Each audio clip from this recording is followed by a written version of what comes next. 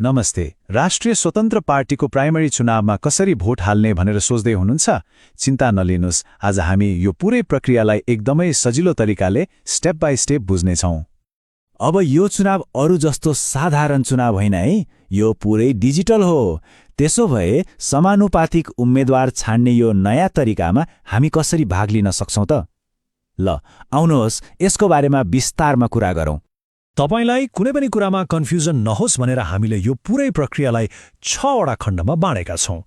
सुरुदेखि अन्त्यसम्म भोट कसरी हाल्ने र कसरी पक्का गर्ने सबै कुरा हामी एक एक गरेर हेर्नेछौं।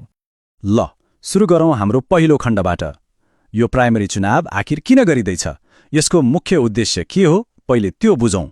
एकदमै सरल भाषामा भन्नुपर्दा यो चुनावको मुख्य काम भनेको निर्वाचन आयोगमा बुझाउनुपर्ने पार्टीको समानुपातिक सूचीका लागि 110 जना उम्मेद्वार छान्नु हो। यो एउटा चुनाव मात्रै होइन, यो पार्टीले डिजिटल लोकतन्त्रलाई कतिको महत्त्व दिन्छ भन्ने कुराको प्रमाण पनि हो। ल, अब कुरा मात्र होइन, काम गरौँ। दोस्रो खण्डमा हामी भोट हाल्नका लागि कसरी तयारी गर्ने, मतलब एप कसरी चलाउने र लगइन कसरी गर्ने भनेर हेर्छौं। यो प्रक्रिया एकदमै सजिलो छ, डराउनु पर्दैन। जम्मा 4वटा स्टेप्स छन्। पहिला त पार्टीको अफिसियल एप खोल्नुहोस् अनि आफ्नो युजरनेम र पासवर्ड हालेर लगइन गर्नुहोस्। त्यसपछि भोट भन्ने अप्सनमा ट्याप गरेर आफ्नो मोबाइलमा आएको ओटिपी हाल्नुभयो कि भइहाल्यो। अनि ओटिपीको बारेमा एउटा महत्त्वपूर्ण कुरा है, यो तपाईले पार्टी सदस्यता लिँदा जुन नम्बर दिनुभएको थियो त्यही नम्बरमा आउँछ।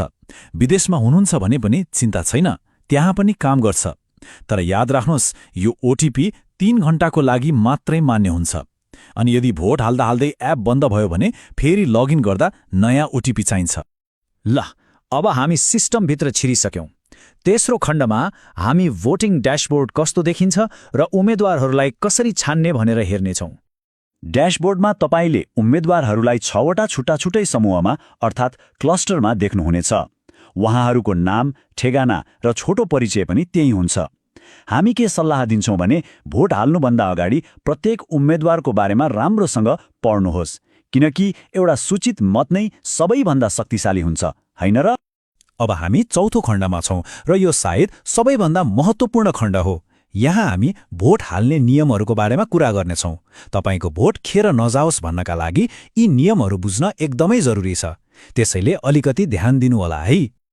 पहिलो नियम त एकदमै सजिलो छ। तपाईले जम्मी बढीमा 110 जना उम्मेद्वारलाई भोट दिन पाउनुहुन्छ। अब आउँछ अर्को एकदमै महत्त्वपूर्ण नियम, लैङ्गिक कोटा। तपाईले छान्नु भएको 110 जना मध्ये कम्तीमा 57 जना महिला उम्मेद्वार हुनै पर्छ। यो अनिवार्य हो है, ख्याल गर्नुहोला। 57 जना भन्दा कम महिलालाई भोट दिनुभयो भने तपाईको भोट मान्य हुँदैन।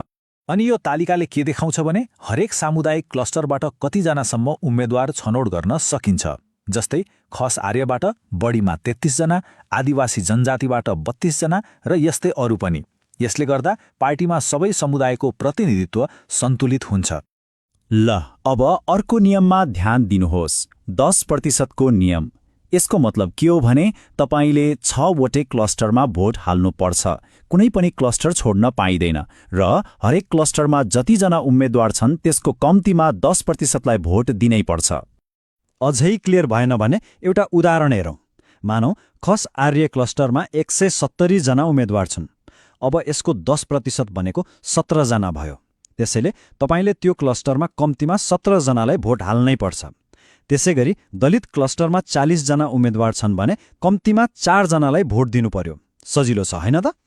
उम्मेद्वारहरू छानिसकेपछि के गर्ने त? अब हामी 5औं खण्डमा छौं, जहाँ हामी आफ्नो भोटलाई कसरी एकपटक फेरि जाँच्ने र अन्त्यमा कसरी पक्का गर्ने भन्ने कुरा सिक्नेछौं।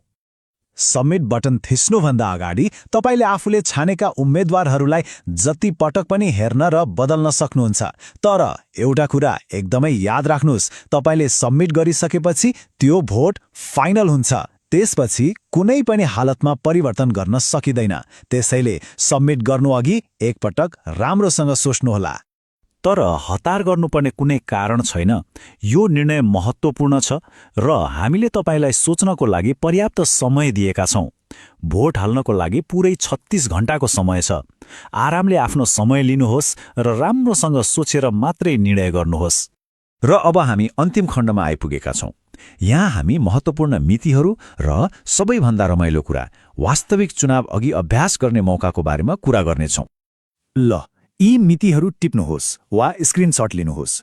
आज अर्थात् पौष 11 गते साँझ 7 देखि 10 बजेसम्म नमुना चुनाव हुँदैछ अनि वास्तविक भोटिङ भोलि पौष 12 गते बिहान 7 बजे सुरु भएर पर्सि पौष 13 गते साँझ 7 बजे सकिन्छ। अनि आज रातिको नमुना चुनावमा किन भाग लिने त? किनभने यसले तपाईलाई भोट हाल्ने पूरा प्रक्रिया सिक्न मद्दत गर्छ। साथै सिस्टममा केही समस्या छ कि भनेर हामीलाई पनि थाहा हुन्छ। तपाईको सहभागिताले वास्तविक चुनावको दिन सबै कुरा सजिलो र बिना कुनै समस्या होस् भनेर सुनिश्चित गर्न ठूलो मद्दत गर्छ। अन्त्यमा यो चुनाव उम्मेद्वार छान्ने काम मात्र होइन, यो पार्टीभित्रको लोकतन्त्रलाई बलियो बनाउने एउटा ऐतिहासिक कदम हो। तपाईको हरेक मतले यो यात्रालाई सफल बनाउन महत्त्वपूर्ण भूमिका खेल्छ।